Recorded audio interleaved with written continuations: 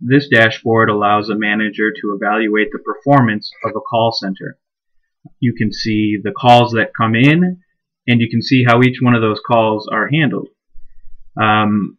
Here we have a breakdown of the call count and average wait time represented in graphs, and you can select on specific months, which will bring up the data in the lower panes and the pane to the right to give you an understanding of what went on in that month. You can see I've selected April, and that in April we built these meters here to draw the attention of a manager if something is going wrong. So you can see here with average wait, we have less than 5 minutes, and that falls within the green as being an acceptable amount of time to be waiting. However, at 23.5 minutes for the length of call, that is red, and therefore the manager's eye is directly, or is brought directly to that metric to say, hey, what's going on here? Why are we not meeting our standards? In the lower pane, again, this is broken down by month. You can see that we've broken the different agents down to see what their performance is based on calls handled, average wait time, length of calls.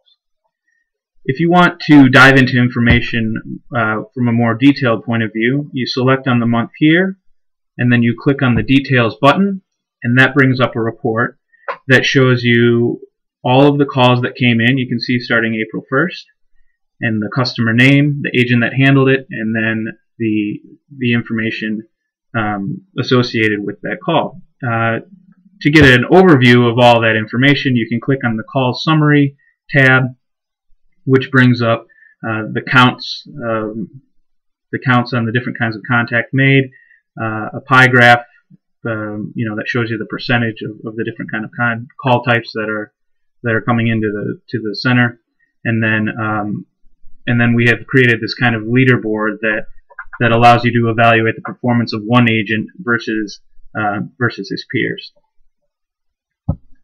Another thing that we've done is we've built in this geographical representation of calls. So you can see again we're using red and green to bring the attention to calls that met the parameters set and the ones that did not. And it's valuable to see geographically because sometimes you can identify problems by visualizing patterns. For example, if there was a disruption in service, you might notice there was a whole bunch of red in one area. But you can bring up, by clicking on the point, you can bring up the specific data for that call. So you can see it would have the customer's name and the different pieces of information associated with that call. So in conclusion, this dashboard is basically a way of looking at information about the call center in a number of different ways so that a decision maker can make strategy moves to make sure that they're accomplishing all of their goals.